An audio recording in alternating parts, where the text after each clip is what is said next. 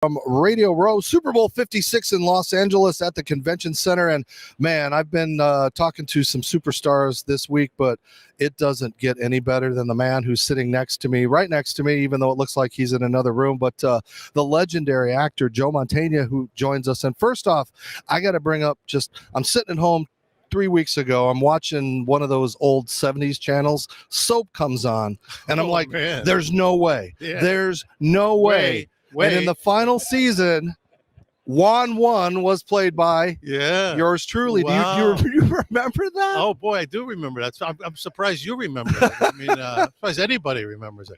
Yeah, that was obviously very early in my career. It's funny. It was almost the next thing I did kind of changed my life, because it was like, but yeah, and I remember I talk like this as the one. And it was it was funny. I did the last 8 episodes of Soap. And we were actually, if anybody watched the show, it just disappeared. It ended on a cliffhanger, and I thought, wow, this is great. I'll have a nice job for next season. But of course, this was the days of kind of going through it now with this counterculture, cancel culture stuff.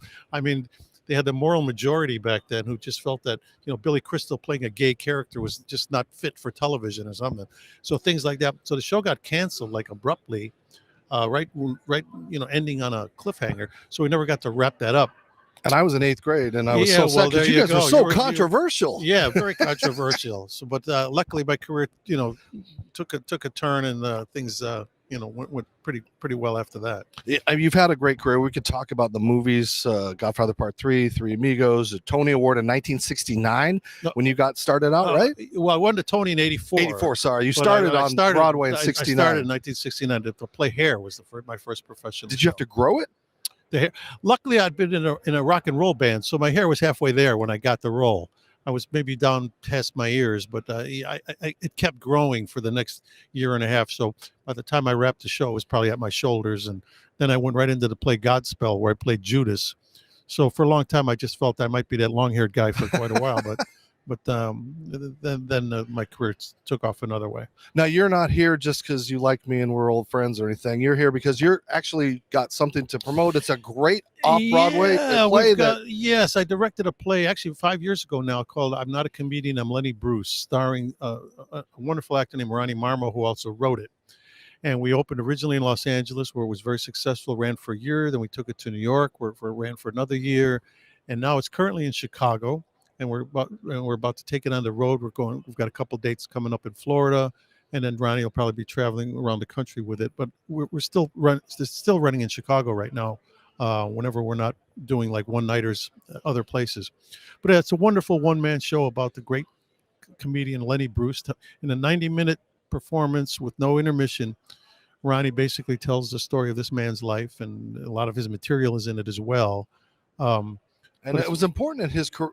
We're talking about Lenny Bruce, as part of freedom of speech. Oh, yeah, it's all about that. Ahead of his time as far as comedians. Yeah, Lenny Bruce paved the way for people like Richard Pryor and George Carlin and anybody who's had a career where it was important that they at least kind of, use words as the medium to kind of like tell their story, And but he did it at a time when, before he died, and he died tragically because he got involved in drugs, and all that comes into play. But he was about to be sent to Rikers Island for 4 months just for saying, words that were banned at the time in a nightclub, which you can see on The Simpsons now, right? Exactly, right. I've said half of those words on The Simpsons. In fact, yeah, exactly. Fat Tony in the house. But anyway, so we're just happy the show's been successful. I'm Not a Comedian, Lenny Bruce. If people go online, they could go to look up I Am a Comedian.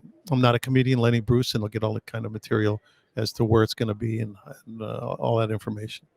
We talked about your start in 69 and the great career you've had. How do you pick out your best moments, or what you think was your best performances when you continue to, set the level? At this stage, the list is too long, Dave. I feel blessed that I've had a long career. And so I've been doing this for over 50 years now. It's too late for me to I would have loved to have played left field for the Chicago Cubs. That didn't work out. So I've just I've had a long successful career, and I'm just feel very blessed to have had it. And you replaced another Tony legendary guy on Broadway, Manny Patinkin on CSI. You've continued that. Criminal right? Minds, yeah, Criminal Minds. That's right. Yeah, yeah. Actually, I know Manny. It's so that happens. That happens in the business. So I've gotten roles that other people maybe would have done, and vice versa. And so it's like sports that way. We lost the left fielder. We got to bring in another guy to play left field, and so that's the way it goes. Well, I know you're a Cubs fan, so you want to give me your prediction for this Super Bowl game? Well, I like, I grew up in Chicago. I'm obviously, if the Bears were in the Super Bowl, there would be no question who I'd be rooting for. But I'm going to go with the Rams. I've lived in Los Angeles for a long time. This guy Cooper Kupp, he reminds me of the kind of player that I would have liked when I was 10 years old. You know what I mean?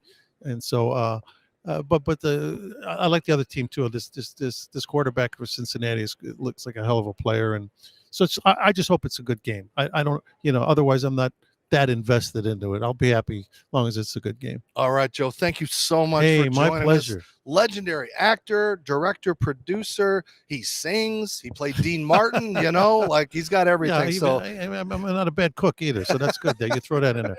Come back when you want to promote the book, right? Go. Thanks, all right. Dave. Thanks, Joe. Joe Mantegna joining us. Dave Stevens here from Super Bowl week. How cool is that? I mean, we don't get just the superstars, we get the biggest. So stay with us. We've got an incredible lineup tomorrow. Chris Long, we got Daryl Strawberry, we got all these kind of great guys. I don't know how I get them, but continue to watch us and support Ability Media. I'm Dave Stevens coming to you from Radio Row. We'll continue to give you the best programming we possibly can. Stay with us.